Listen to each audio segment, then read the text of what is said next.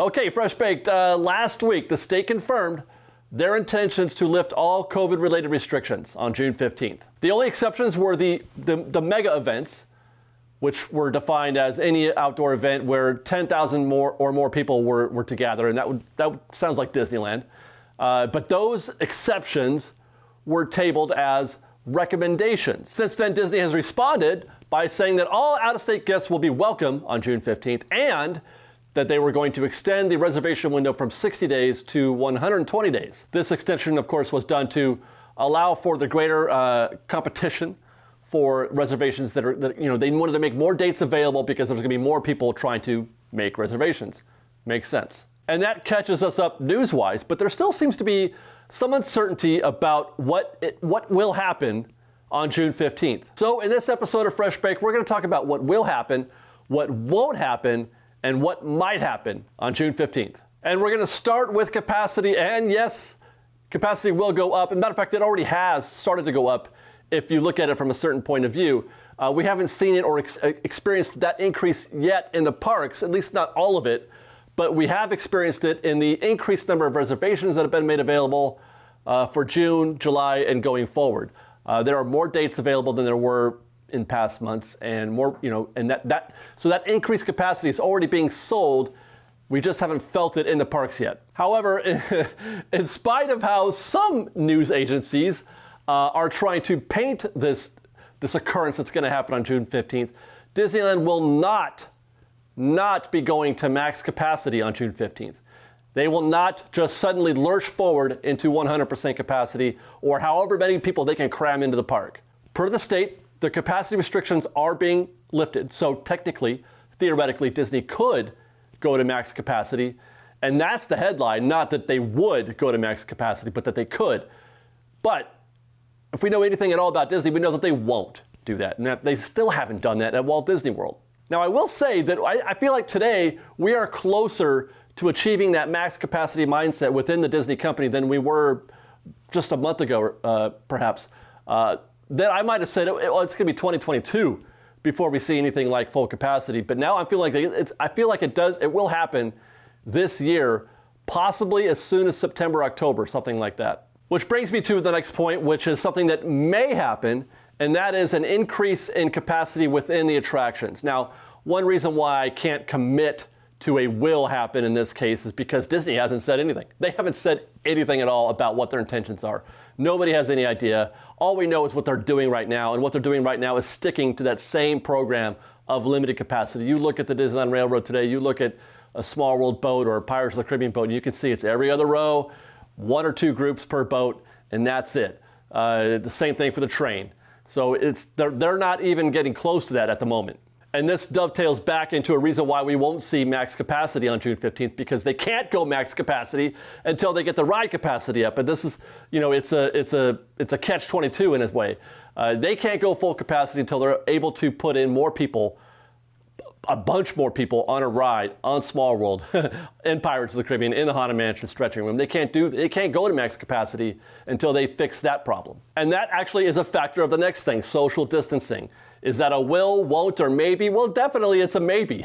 Definitely maybe. And again, this is a driver for ride capacity. You can't increase capacity on the rides until you decrease the amount of social distancing.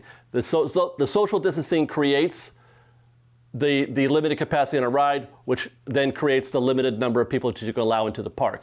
So everything begins, actually, all this begins, every domino starts with social distancing. And if they can eliminate that, which they did already, well, not eliminated, but in Walt Disney World, they're still doing social distancing there, but they've reduced it from 6 feet to 3 feet, if I'm not mistaken. So that's a thing that needs to happen before any of this can happen, and that's a maybe. That might happen on June 15th. They can do it. They are permitted to do it, but we don't know yet if they're going to do it. And again, I hedge here because of what's happening in Florida, what we've seen in Florida. They don't have a social distancing requirement in Florida. The state doesn't. But Disney does inside the parks. Now, they've been reduced in most cases, but they still exist.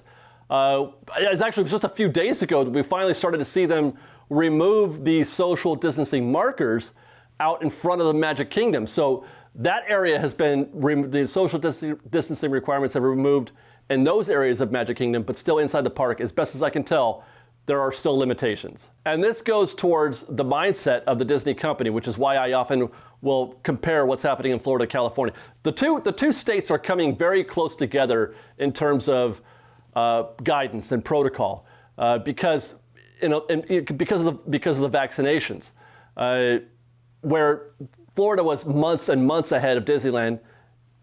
California is catching up quickly because of our rapid vaccination system going in place.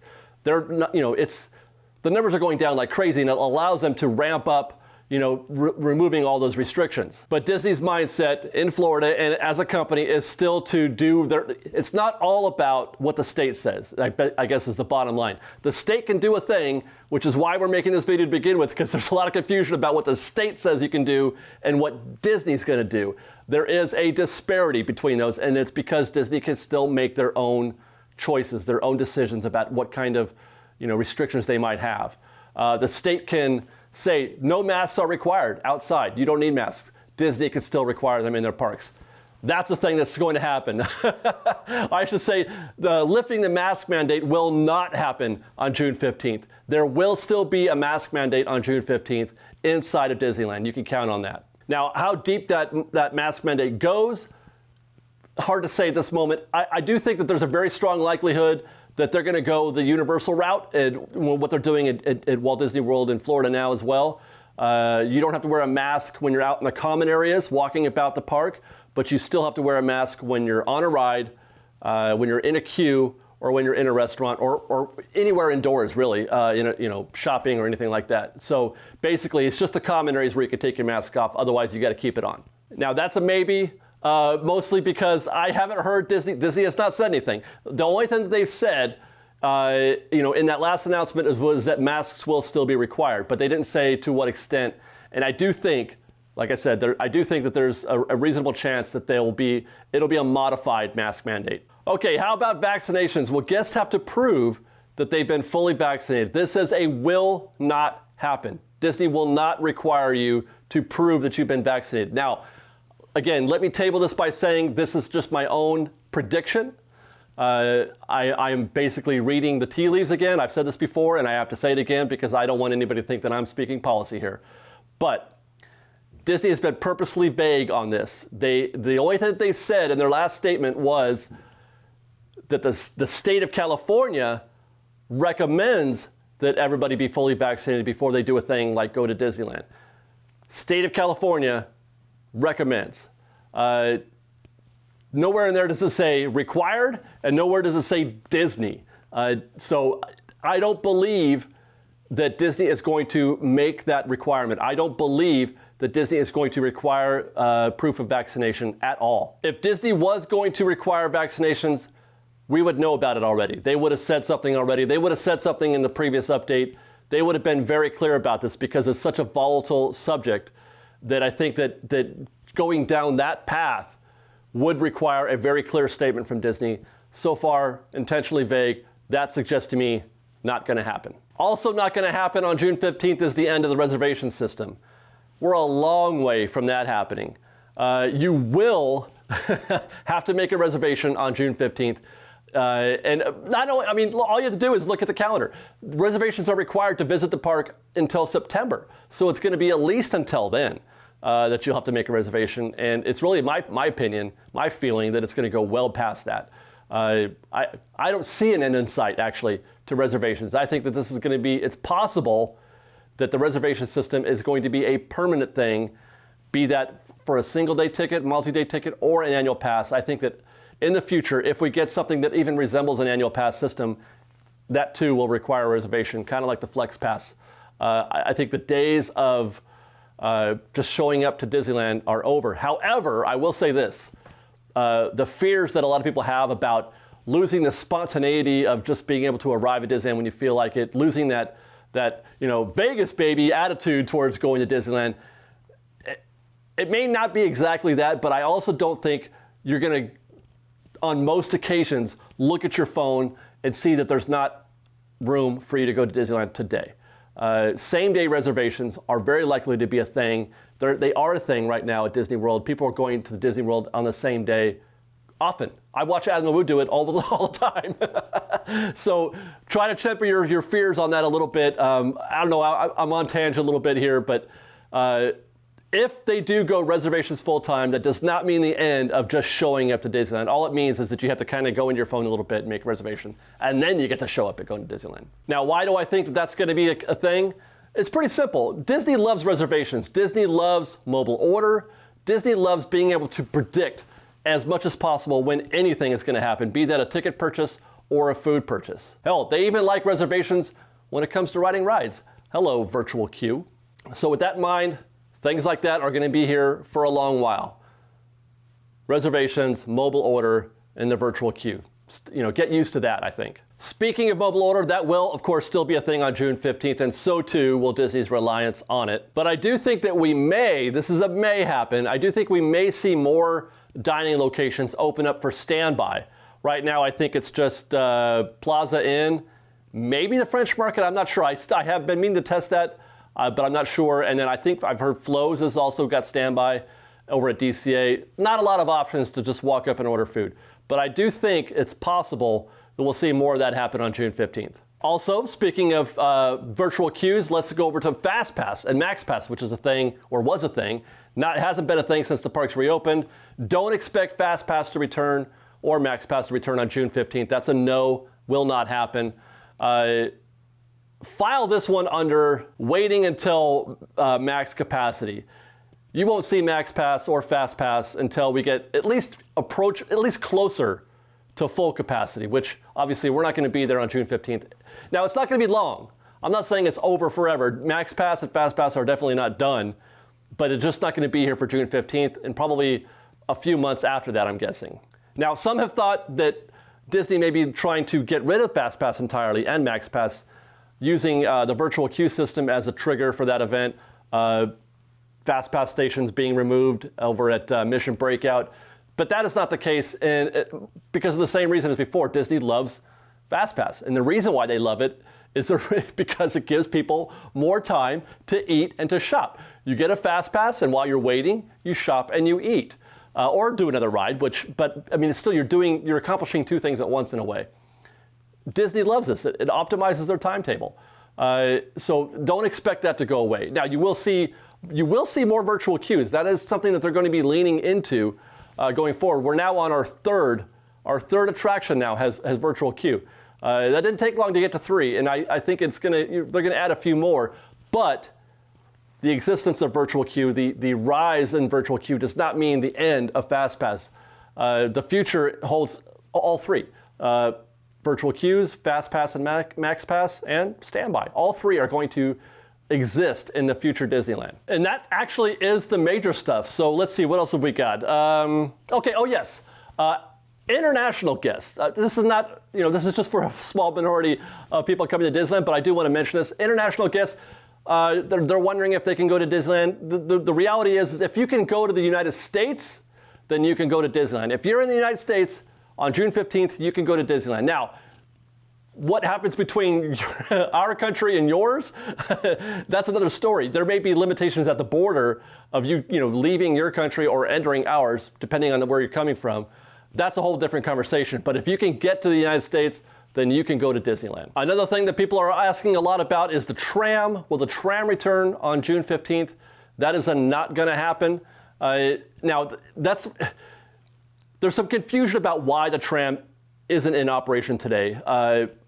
I mean, it is a social distancing issue. It is a COVID-related issue.